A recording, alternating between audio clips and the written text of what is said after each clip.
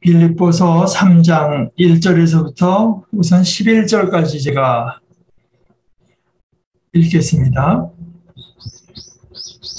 끝으로 나의 형제자매 여러분, 주 안에서 기뻐하십시오.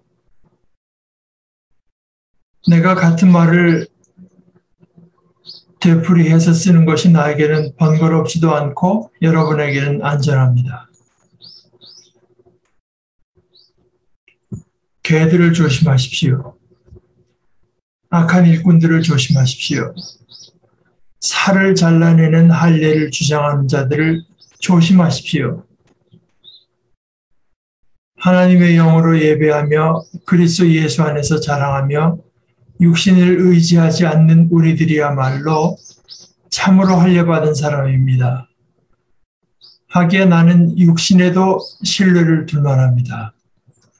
다른 어떤 사람이 육신에 신뢰를 둘 만한 것이 있다고 생각하면 나는 더욱 그러합니다. 나는 난지 8해 만에 할례를 받았고 이스라엘 민족 가운데서도 베냐민 지파요, 히브리 사람 가운데서도 히브리 사람이요, 율법으로는 바리새파 사람이요, 열성으로는 교회를 박해한 사람이요, 율법의 의로는 흠잡힐 데가 없는 사람이었습니다. 그러나 나는 내게 이루었던 것은 무엇이든지 그리스도 때문에 해로운 것으로 여기게 되었습니다. 그뿐만 아니라 내 주 예수 그리스도를 아는 지식이 가장 고귀하므로 나는 그리스도 때문에 모든 것을 잃었고 그 모든 것을 오물로 여깁니다.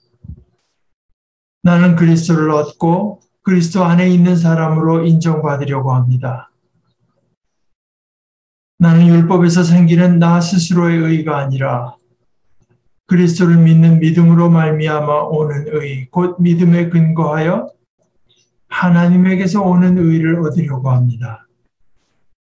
내가 바라는 것은 그리스도를 알고 그분의 부활의 능력을 깨닫고 그분의 고난에 동참하여 그분의 죽으심을 본받는 것입니다. 그리하여 나는 어떻게 해서든지 죽은 사람들 가운데서 살아나는 부활에 이르고 싶습니다.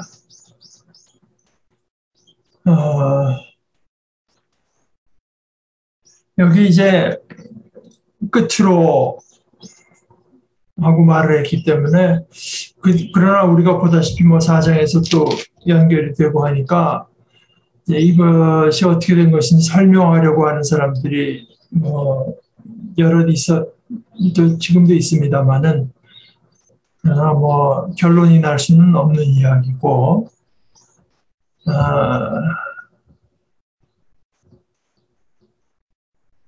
그냥 우리 있는 본문 그대로의 내용을 가지고 그 뜻을 한번 새겨보는 데서 그치려고 합니다. 나의 형제자매 여러분, 주 안에서 기뻐하십시오. 이건 사실 어떻게 보면은 이 문장이 여기 왜 들어왔는지 알 수 없죠. 사실 그 뒤에 내용하고도 그렇게 꼭 굳이 기뻐하라고 하면서 갑자기 이제 할례를 주장하는 사람들에 대한 어떤 조심하라는 권면, 이게 따르기 때문에 그거와 연결되는 것이 아닌 굳이 연결한다면 그 앞부분과 이제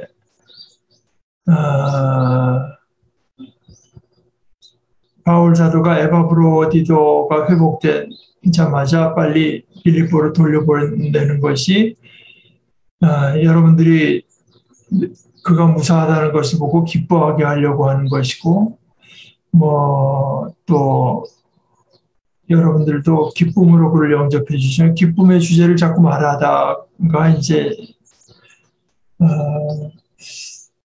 기뻐하라는 주제가 이어지니까 굳이 그 앞부분과 연결될 수가 있고 우리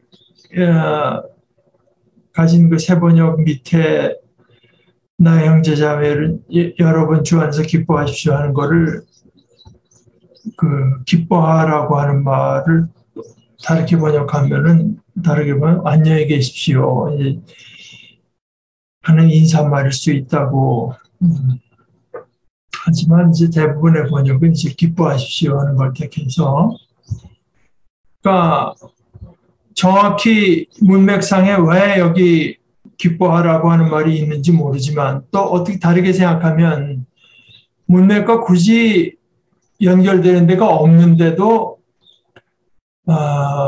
이제 이런 말을 한다고 하는 것은 우리 크리스천들의 삶에서 기뻐한다고 하는 것이 얼마나 중요한가. 즉 기뻐하되 또 주 안에서 기뻐한다.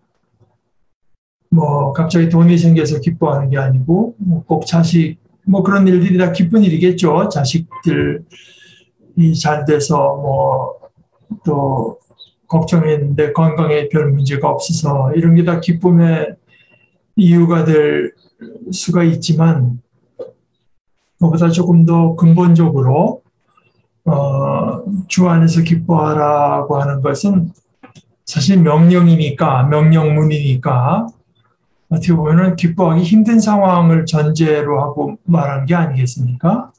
그러니까 우리가 기뻐할 만한 처지에 있다고 하는 것을 잊어먹기 쉬운 다고 하는 걸 이제 우리에게 말해주는 거겠죠. 사실 뭐 저도 개인적으로 생각해 보면은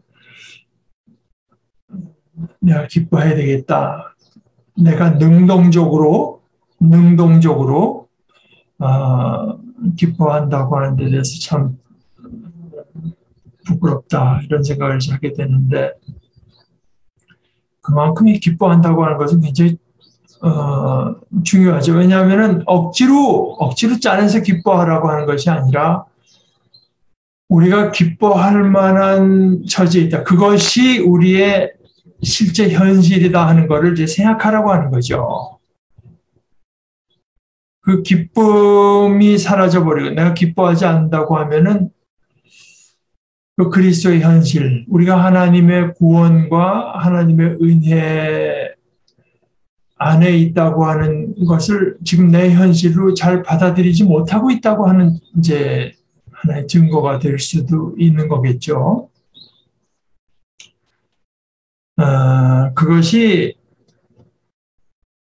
기뻐하라고 그 뒤에 내가 같은 말을 되풀이해 쓰는 것이 나에게는 번거롭지도 않고 여러분에게는 안전합니다 하는 것이 또 그 앞에 기뻐하라는 말과 이어지는 것인지 그 뒤에 말과 이어지는 것인지 알 수 없지만 왜냐하면 이 장절이라고 하는 거는 이제 뭐 이렇게 섞이고 내 중간에 하는 걸 방지하기 위해서 나중에 이제 인위적으로 편의적으로 이렇게 붙인 거기 때문에 바울 사도가 쭉 써내려는 편지에는 이 장절의 부분은 없습니다.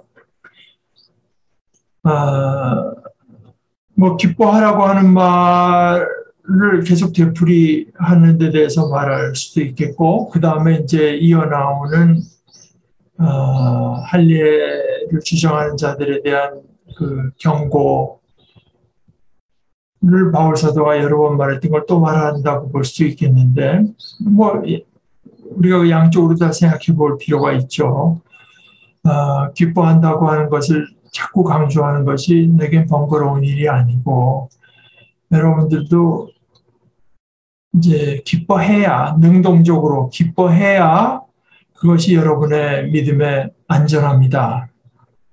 이렇게 말해도 뭐 충분한 그 아주 권면이 되고요.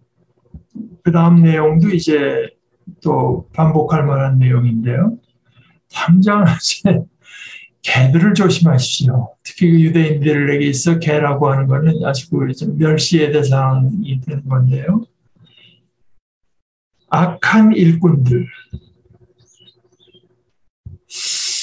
참 저도 이게 뭐 미리 생각했던 건 아닌데 지금 읽으면서 이 귀절이 눈에 띄네요. 악한 일꾼들.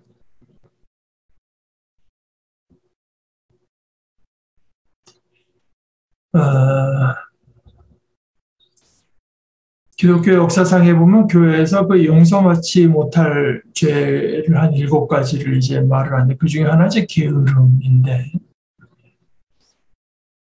착하고 충성된 종아. 그런데 물론 일꾼으로서 게으른 것도 큰 죄지만 열심을 내되 이 악한 열심을 내는 것은 우리가 상식적으로 생각해도 더 큰 문제 아니겠습니까? 악한 일꾼들이 있다 이겁니다. 우리를 참된 복음에서 이제 멀어지게 하는 내 열심을 내는 일꾼들이 그 일을 하고 있는 사람들이 있는 겁니다.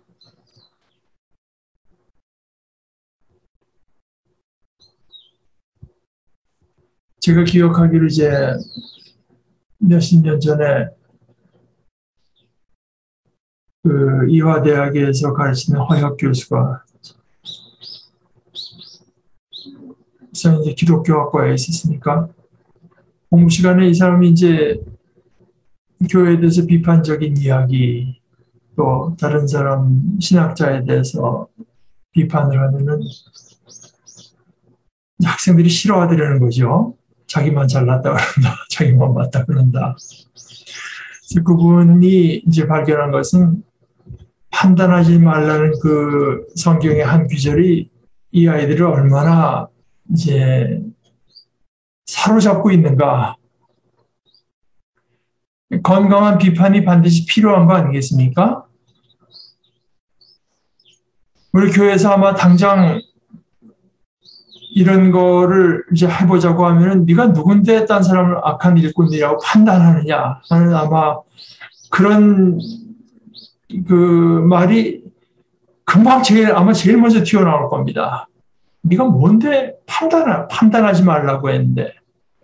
그런데 이제 사도 바울은 개라고 부르고 악한 일꾼들이라고 부릅니다. 이것이 물론 뭐 교회 밖에 있는 사람도 아닌 것 같아요.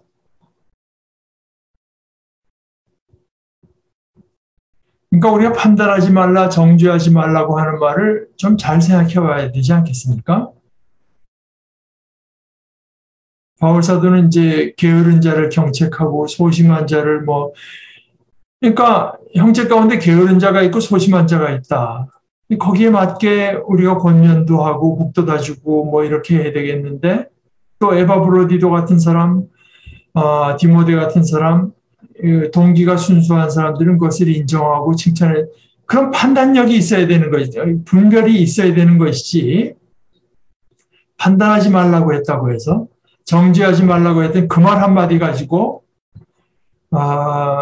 이제 그 건전한 비판 의식을 다 이제 마비시켜 버리고 억눌러 버리고 마치 그런 것이 있으면 안 되는 것처럼 하면은 아마 예수님의 말씀 가운데도 한 반 이상, 바울 사도의 말도 반 이상은 다 날아가야 될 겁니다.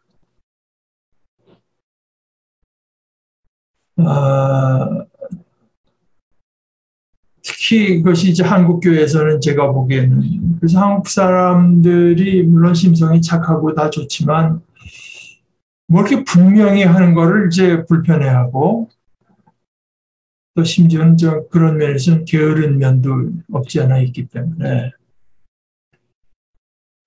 그러나 이제 바울 사도가 여기서 얘기하는 것은 영적인 어떤 그 분별력을 가지고 이것이 선한 일이냐 악한 일이냐 하는 걸 구분해내고 조심해야 된다. 다만 영어로 playing God, 내가 하나님인 것처럼 너는 희망이 없다. 너는 악마다. 너는 어둠의 자식이다. 저주받게 된다. 이런 것은 우리가 하나님이 아닌 이상 할 수 없는 이야기고 그런 것은 당연히 피해야 되겠죠. 그러나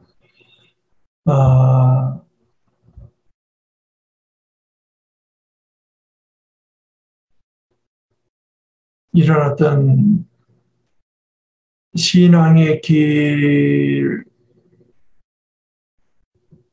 벗어났든가 오히려 어떻게 보면 또 어떤 때 정반대로 가는 길을 두고서도 나 하나 잘하면 되지 다른 사람들과 이러쿵저러쿵 하는 것은 당장 판단하지 말라 정죄하지 말라는 말이 마음에 걸려 이렇게 된다고 하면은 사실은 그것은 우리를 자유케 하는 복음이라기보다 우리를 얽어매는 하는 율법의 역할을 하고 있다고 봐야 되죠. 악한 일꾼들이 있습니다. 이것이 우리가 복음에서 자라나고 그리스도를 섬기는 일에 바로 가는 이제 일인지, 그것을 역행하는 길인지, 그것을 방해하는 길인지 하는 것을 구분해내야 됩니다. 여기서 이제 구체적으로 말하는 것은 할례를 주장하는 자들인데 이것도 또 그렇습니다. 할례를 주장하는 자들을 조심하십시오. 그러니까 보면 그래요. 갈라디아서나 이런 데 보게 되면 나타나는 것들은 이거 예수 믿지 말자는 게 아니다. 구약 성경을 보고 하나님께서 틀림없이 아브라함 해서 할례를 받아야 된다고 했고 할례를 받지 않으면 내 언약 백성에서 이제 끊긴다고 말을 했는데 아니 예수 믿지 말자는 것도 아니고 예수 믿고 거기서 하나님께서 하시라고 한 그 할례를까지 하면 더 좋지 않냐? 이왕이면 다 훔치면 아니겠느냐? 뭐 이런 식으로 나왔던 것 같아요.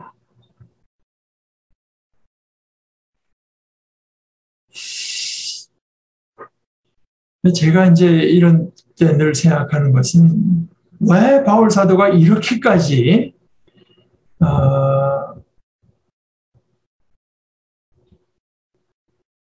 바울 사도가 쓴 편지들이 여러 있지만 그리고 편지들을 쓸 때마다 언제나 하나님께 감사하는 것으로 되기 시작하지만 유일하게 감사하는 내용이 없이 시작하는 편지가 이제 갈라디아서인데요.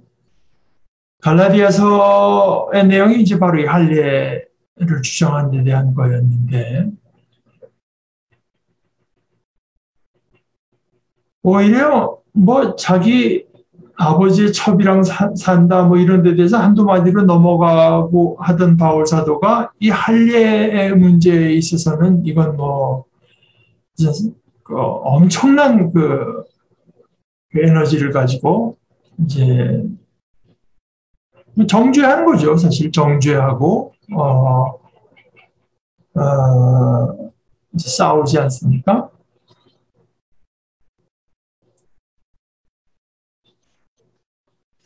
저는 이제 이것을 생각할 때 절대라고 하는 걸 이제 생각을 하는데요. 절대와 상대. 절대라고 하는 건 뭐냐? 우리 인간 사회는 사실 절대라고 하는 게 없잖아요. 그래서 우리가 생각하기 어렵지만 우리가 최소한 아는 바로 절대를 생각할 수 있는 개념은 이제 몇 가지 있는데요. 저는 그것이 포화 상태, 이용에게 소금도 포화 상태가 있고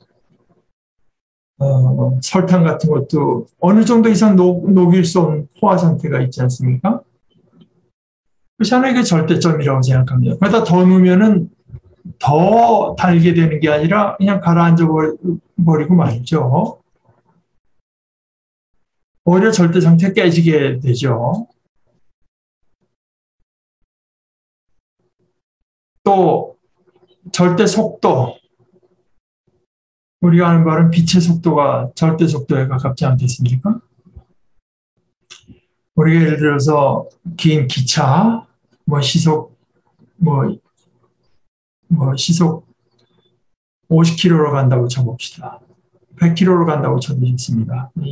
다 뚫려있는 기차라고 한다면 이게 100km로 가는데 저 맨 뒤에 서 있던 사람이 저 맨 앞을 향해서 100km, 시속 100km 유현중 같은 애 던질 수 있습니다. 그러면은 공이 기차가 간 만큼에다가 기차 안에서 간 거리가 더 있기 때문에 이제 더해져야 되겠죠. 기차의 속도 플러스 공의 속도 이렇게 되지만 절대 속도는 그게 안 된다는 거 아닙니까? 절대 속도라고 하는 거는 그게 안 되는 거죠. 그러니까 절대 뭐에다가 뭘 더 할 수 있지 않은 것이 그게 절대인데요. 더할 수 있다고 하는 순간 그 속도는 상대 속도가 되는 것이 절대 속도는 아닙니다.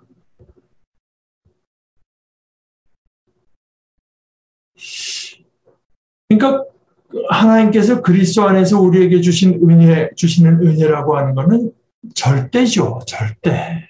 그것으로 충족할 때만 이것이 하나님의 은혜인 것이지. 거기다가 우리가 뭐 할례를 뭐 더할 수 있다든가. 그래서 그 안전한 믿음의 자리에 갈 수 있다든가. 뭐 우리가 내가 몸이 피곤한데 그저 시간이 날 때마다 그 선교 활동에 참여했기 때문에 나는 하나님의 은혜에다가 뭐를 더 할 수 있다고 생각한다면 그때 문제는 더 할 수 없는 것도 문제지만 하나님의 은혜, 우리가 믿음으로 받은 하나님의 은혜가 그에게서는 상대화됐다고 하는 뜻이고 상대적인, 거기다 뭘 더 할 수 있는 것, 상대적인 것으로 됐다는 것이고 그렇게 해서 그 은혜의 개념이 약화된 것이 아니라 갈라디아서의 얘기대로 하면은 그저 은혜가 은혜 아닌 게 된 거죠. 은혜가 은혜 아닌 게 된 것입니다.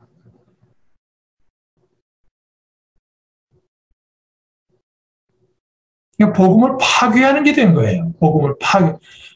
변형된 복음은 복음이 아닐 뿐 아니라 복음에 반하는 그것을 열심히 말을 하면 할수록 그것은 악한 일꾼.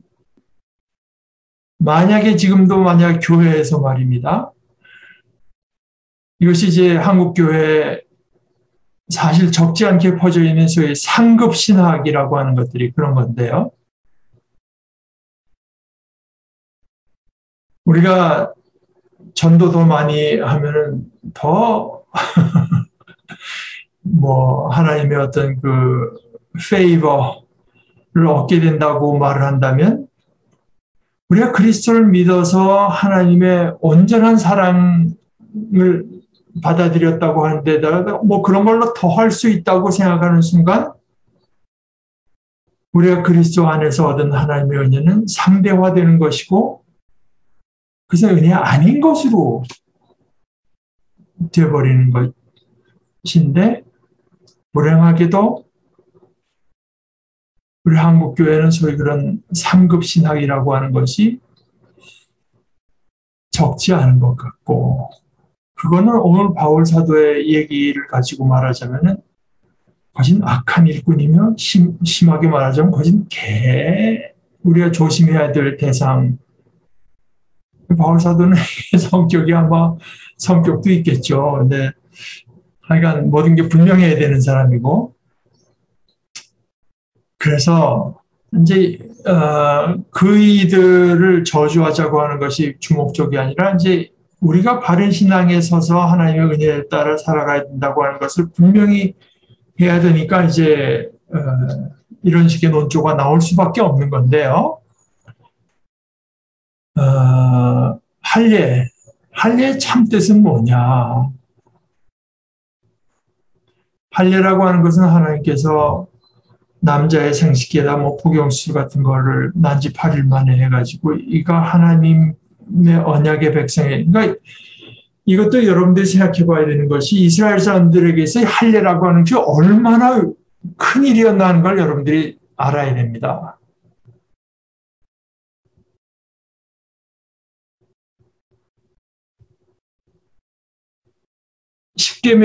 할례는 십계명에는 없잖아요. 할례 받으라. 십계명에는 없습니다. 그러니까 십계명에 있는 건 이제 안식일을 지키려는 거 있죠. 근데 난지 8일 만에 할례를 받으라고 했는데 그 8일째가 안식일이면 어떻게 하나. 안식일 날은 뭐 여자들 거울도 못 보게 흰머리 뽑을 생각이 나니까 하는 정도로 이제 여기 엄격하게 안식일을 이제 준수하던 이스라엘 백성들에게 딜레마가 뭐냐. 안식일은 지켜야 되는데 그 8일째가 훨씬 더 복잡한 일을 해야 되는 할례의 날에 떨어지면 어떻게 되냐. 안식일에도 할례는 해야 됩니다. 이거는 생각해 보면은 그럴 수 있죠. 왜냐하면 할례는 하나님의 백성에 속하나 마나 하는 문제이기 때문에 십계명이라고 하는 것은 하나님의 백성에게 주는 거잖아요. 그러니까 그 신분이 우선하는 거죠. 말하자면은. 그러니까 이 십계명보다도 훨씬 더 근원적으로 하나님의 언약의 백성에 속하느냐 마느냐 하는 문제니까 이것이 이제 바울 사도가 이제 폐기됐다고 하는 주장, 말하자면 우리가 하나님의 영으로 예배하고 그리스도 예수 안에서 자랑하고 육신을 의지하지 않는 바로 할례의 요체가 바로 그건데 하나님과 나와의 이제 진실한 관계를 말하는 것인데 그것이 참 할례라고 하는 식으로 나오면서 이스라엘의 그 오랜 전통, 그렇게 중요시 여기던 할례를 폐기하고 나온다고 하는 것은 이건 정말 그리스도 안에서 우리가 얻은 은혜라고 하는 것이 얼마나 절대적이고 그것으로 충족한 것인가를 다른 식으로 말을 하는 걸. 그러니까 다시 말씀드려서 그리스도는 절대적일 때만 우리의 주가 되는 것이지 그리스도께서 우리에게 하신 것에 우리가 무엇을 더 할 수 있다고 생각하는 순간 이제 우리의 믿음은 아무것도 아닌 게 되어버리는 거겠죠. 이제 여기 대해서 분명히 여기지 않으면 이 개라고 하는 거는 결국 우리를 공격하고 우리를 더럽히고 하는지 그렇게 된다 이겁니다. 그런 분명한 태도를 취하지 않으면 그러면서 여기 이제 자기의 개인적인 이야기를 하면서 그 이야기를 좀 더 분명히 이제 포인트를 make 포인트 하는데요. 하기야 나는 육체에도 신뢰를 둘 만합니다. 다른 어떤 사람이 육신에 신뢰를 둘 만한 것이 있다고 생각하면 나는 더욱 그러합니다. 이 4절도요. 우리가 성경 공부할 때 어쩔 수 없이 우리가 이제 배워오고 자라온 신앙이라고 하는 것을 성경에 비춰서 이제 반성하게 되니까 한국 교회 우리가 여태까지 자라면서 배워온 것을 이제 이 말씀에 비춰서 생각 안 할 수가 없는데 아마 이 기절을 갖고 설교한다고 할 때 육신의 신뢰를 둔다고 할 때 당장 한국 교회에서 자라온 사람들의 마음속에 드는 것은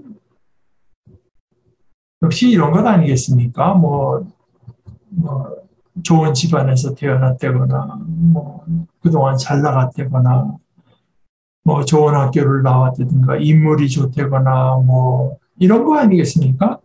육적인 거라고 할 때.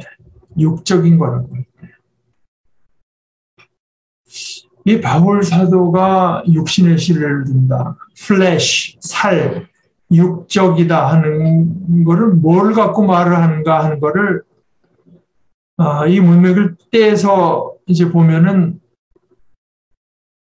그런 식으로 우리가 그냥 보통 생각하는 식으로 가게 되지만 그 다음 내용을 보게 되면 그게 아니잖아요.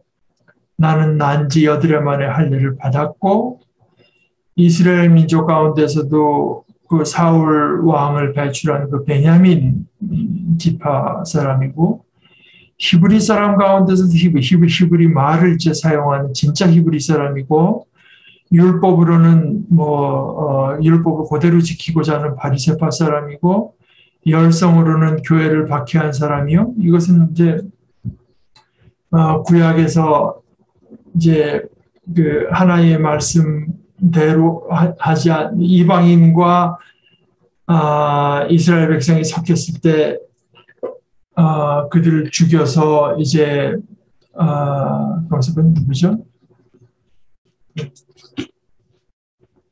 민수기 누굽니까? 그 지금 이름이 또 갑자기 생각이 안 나는데. 민수기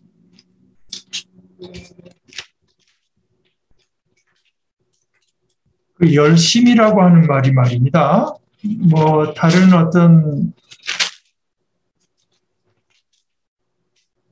왜 갑자기 생각이 안 나니까 혹시 여러분들 음,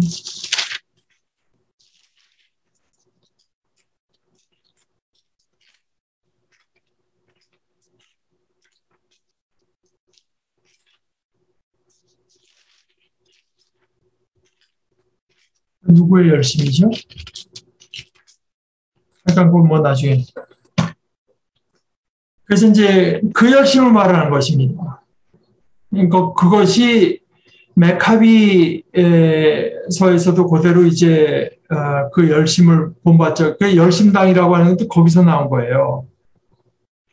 그러니까 하나의 백성과 이스라엘 그 이방인이 섞여서 이제 하나의 백성을 이제 맞아 그 타락시키는 데 대한 그 열심이었기 때문에 특별히 그 로마인들보다도 유대인들이면서 이제 로마 이방인의 편에 서서 뭐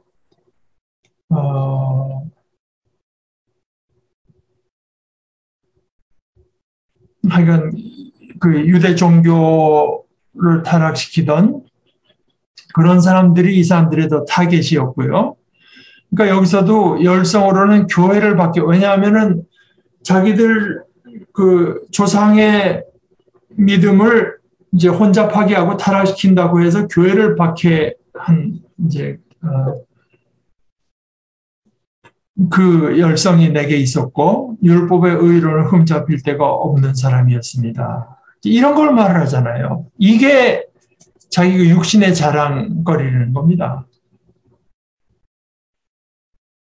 굉장히 종교적이죠. 이걸 오늘날 우리의 말로 표현한다면 나는 4대째 예수 믿는 집에서 태어나고 뭐 내가 열심히 일하면 내가 교회 일하면 만사 제치고 나갔고 우리 할아버지가 세운 교회가 몇십 개가 되고 나도 뭐 이런 식인 겁니다. 교회 활동 이런 것이 육신의 자랑이다. 그러니까 여기서 이제 우리가 그 종교와 신앙의 어떤 그런 관계에 대해서도 좀 분명히 생각할 필요가 드러나죠.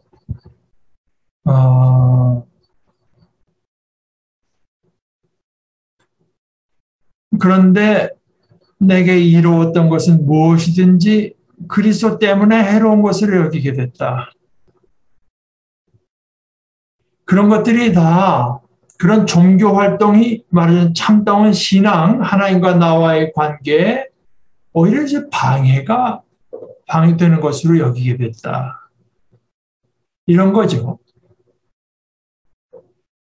그뿐만 아니라 내 주 예수를 아는 지식이 가장 고귀하다.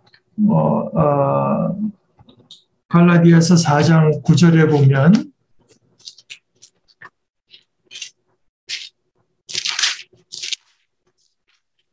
바울 사도는 또 이렇게 말을 하는데요. 지금은 여러분이 하나님을 알 뿐만 아니라 하나님께서 여러분을 알아주셨습니다. 그런데 어찌하여 무력하고 천하고 유치한 교훈으로 되돌아가서 또다시 그것들에게 종노릇하려고 합니까? 그러니까 우리가 하나님을 알고 하나님께서 우리를 아시고 이것이 이제 단데요.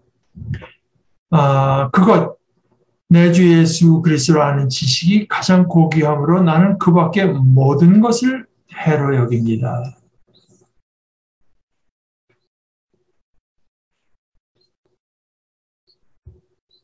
그러니까 사실 그 밖에 모든 것, 이 세상의 모든 것이 그리스도와 나를 내가 그리스도를 더 사랑할 수 있게 해주고 그리스도를 더 바로 예배할 수 있게 해주고 그리스도를 더 좋아하게 해주고 그리스도를 더 즐길 수 있게 해주는 식으로서는 모든 게 다 나에게 의미가 있죠. 그러나 그 어떤 것이라고 해도 이제 내가 그리스도를 아는 일에 어떤 그 방해가 되거나 이제 가로막는다거나 그것을 왜곡시킨다거나 이제 하면은 모든 것이 다 내게는 마이너스다. 나는 그리스도 때문에 모든 것을 잃었고 그 모든 것을 오물로 여깁니다. 하나도 아쉬울 것이 없다. 오히려 내게 없어져야 될 것으로 여기는 거죠. 그러니까 이것은 금욕주의와는 다르지 않습니까? 금욕이 아닌 거죠.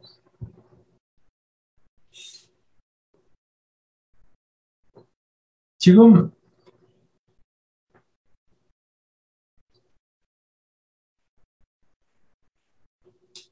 제가 보는 바로 이제 특히 한국의 형편을 보면은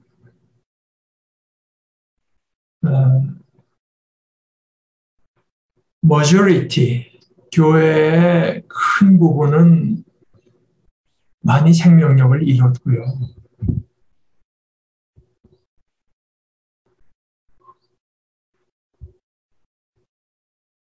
이제 오히려 이 사회 안에서 뭔가 좀 의미 있는 일을 해보겠다고 하는 사람들은 자기들이 하는 일이 가장 중요하고 이 사회를 더 민주적이고 뭐 평화로운 대로 하는 것이 가장 이제 민주적이고 교회에 대해서 별로 신경 안 쓰는 정도로까지 이제 돼가는 것 같아요. 교회를 이제 주변화 기독교를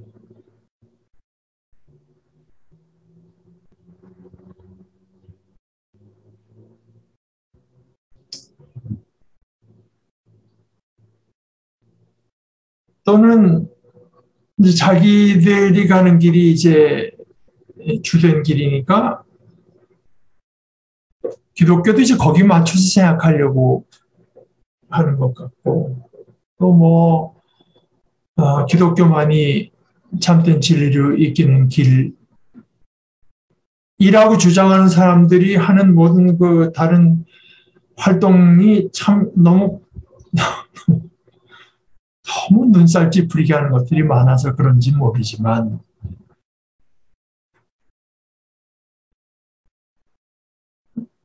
뭐 기독교는 기껏해야 의미 있는 길로 가는 이제 다른 하나 그 중의 길들 중에 하나다 이렇게 이제 좋게 봐줘서 그냥 그렇게 보는 것 같기도 한데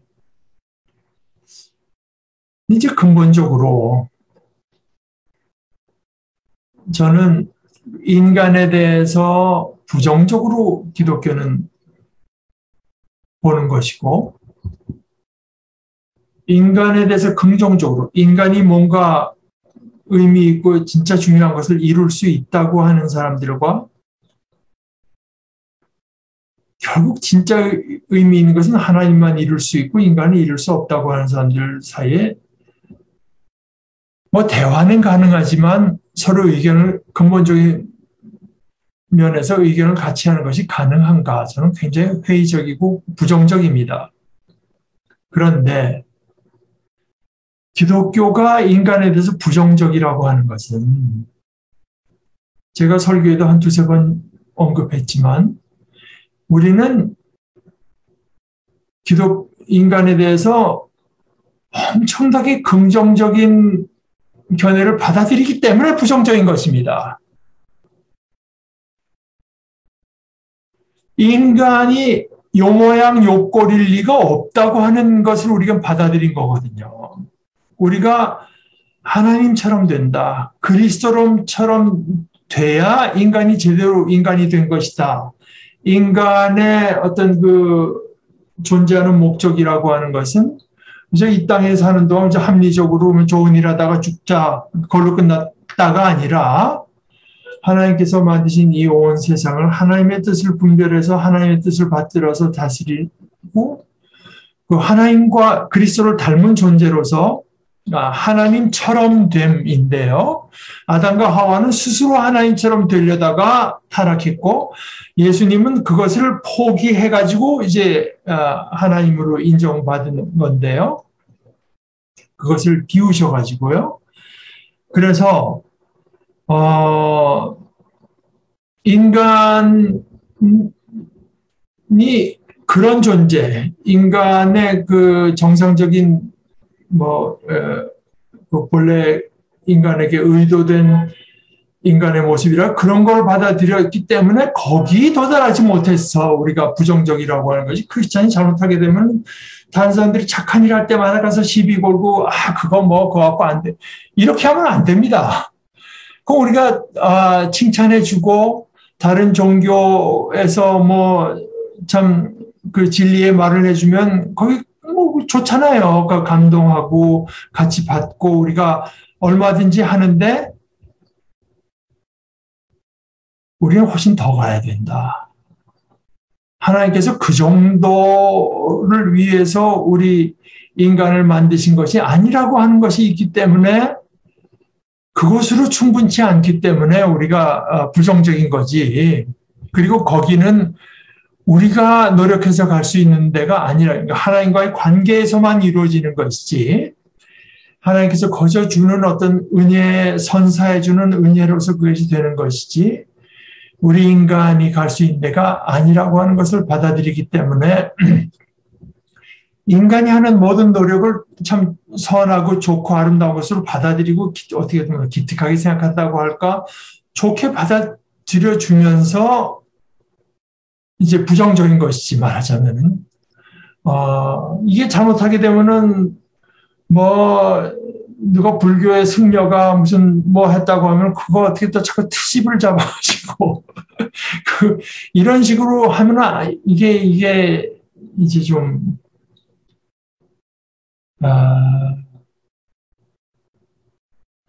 그 모든 것을 오물로 이제 여긴다고 하는 것은 그 자체로 좋은 것들이 얼마든지 있을 수 있으나, 그리고 또 그 좋은 것들은 또 사실은 우리가 그리스도를 바로 아는데 도움이 되는 것들도 많이 있습니다. 이제 그리스도의 관계에 비추어서 우리가 요즘 가치 있는 것, 그 자체로서 이거 굉장한 것으로 여긴다고 하면 하나님을 아는데 방해가 된다고 하면 그건 깨끗이 오물로 우리가 생각하는 거죠. 그래서 나는 이제 조금 더 본질적인 데로 들어와서 나는 그리스도를 얻고 그리스도 안에 있는 사람으로 인정. 내게 그리스도가 다합니다. 이것 때문에 이제 할례도 다 이제 오물화되는 그 하나의 말씀인데요. 되는 거죠. 나는 그리스도를 얻고 그리스도 안에 있는 사람으로 발견되려고 한 철저히 나의 모든 것은 그리스도 안에서 왜냐하면 그 가장 복된 자리, 가장 큰 복된 은혜의 자리에 나는 있고 싶습니다. 나의 모든 것이 그 속에 있고 싶습니다. 하는 그런 고백이죠. 거기만이 내가 진정으로 이제 내가 바랄 수 있는 곳입니다. 하는 것 아니겠습니까? 나는 율법에서 생기는 그러니까 내가 뭘 이룰 수 있는 그런 것, 인간으로서는 이뤄봐야, 그런 의가 아니라 그리스도를 믿는 믿음으로 믿는다고 하는 것은 하나님께서 나에게 거저 주시는 이 은혜를 내가 감사합니다. 그저 받는 거죠. 오는 의. 그러니까 하나님께서 내게 주시는 것을 거저 받는 것으로서만 하나님과 나는 바른 관계에 있다고 하는 것을 이제 말을 하는 거죠. 믿음에 근거하여 하나님에게서 오는 의를 얻으려고 합니다. 그래서 내가 바라는 것은 그리스도를 알고 그분의 부활의 능력을 깨닫고 그리스도의 그 힘, 이거 그 부활의 이제 능력. 그러니까 뭐 바울사도 부활을 알죠. 그러나 이 부활의 능력을 깨닫는 것은 평생을 두고도 다 할 수 없는 그 믿음의 여정인 것이고요. 또 그분의 고난에 동참하여 그분의 죽으심을 본받는 것입니다. 이 뒷부분을 되게 좀 생략하고 싶어 하죠. 고난에 동참하여 그분의 죽으심을 꼭꼭 본받지 않고도 어떻게 부활의 능력만 얻을 수 있으면 좋겠다고 생각할지 모르지만 이것이 그 두 가지가 떨어지는 순간 그 둘 다 아무것도 아닌 게 되어버리는 건데요. 그래서 나 어떻게 해서든지 죽은 사람들 가운데서 살아나는 부활이 돼. 이것은 철저히 그저 하나님의 은혜로서 죽었으니 아무것도 할 수 없잖아요. 죽은 자가 뭘 할 수 있습니까? 그러니까 하나님께서 그 강한 힘으로서 일으켜 주시는 그 부활, 이루고 싶습니다. 그러니까 나는 다시 말씀드리지만 인간이 이룰 수 있는 것, 인간이 도달할 수 있는 것, 뭐 인간의 과학이 이룰 수 있고, 인간의 뭐 인문학이 이룰 수 있고, 인간의 종교가 이룰 수 있는 것에는 나는 근본적인 관심은 없습니다. 내가 거기다가 내 근본적인 관심을 두기에는 내가 바라는 것은 훨씬 더 큽니다. 훨씬 더 높습니다. 나는 하나님께서 내게 일방적으로 주시는 그것으로만 만족할 수가 있습니다. 그리고 나는 실제로 하나님께서 그것을 내게 주시고 그것을 얻는 것이 내 삶의 주제입니다.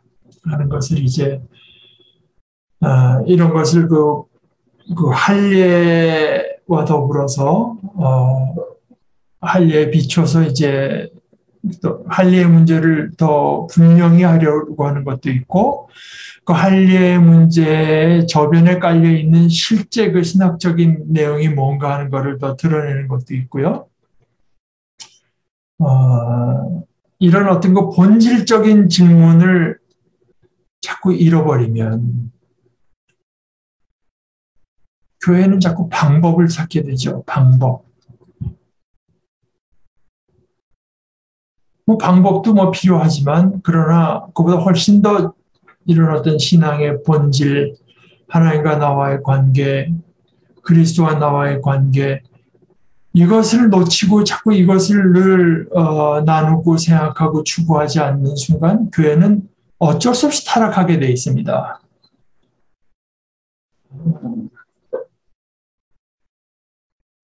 교회가 타락한다는 말은 이제 곧 나 스스로가 타락한다는 얘기죠.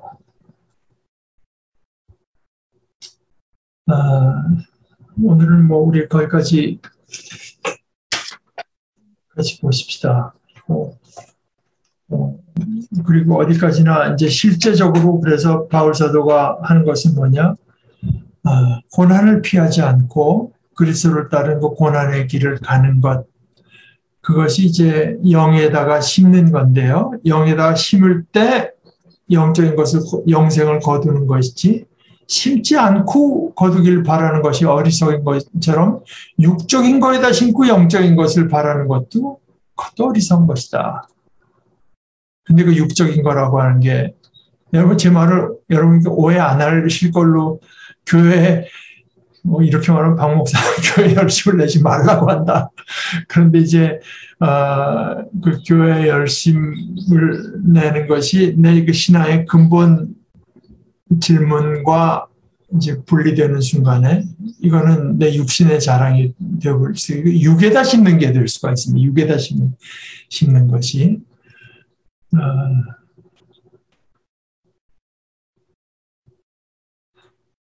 자 그럼 뭐 여러분들 혹시 추가하시거나 함께 나눌 내용이 따로 없으시면 우리 기도하고 마치시죠. 네? 혹시 그러면 하늘나라의 상급은 존재하나요? 존재하지 않나요? 하늘나라의 상급은 다음 주에 그래요? 다음 주에 우리 나누도록 하죠. 네. 우리 같이 기도하고 마치십시다. 하나님 우리 아버지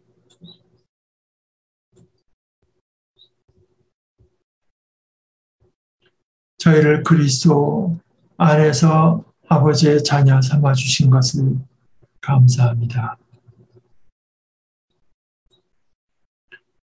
저희들이 이것이 얼마나 큰 일인 것을 늘 새롭게 발견하고 날마다 더욱더 분명히 깨닫고 그것이 내 삶의 가장 중심이 되는 그리하여 내 모든 삶을 움직이는 것이 되도록 저희들의 모든 생각과 삶을 주관하여 주시옵소서. 예수님의 이름으로 기도합니다. 아멘.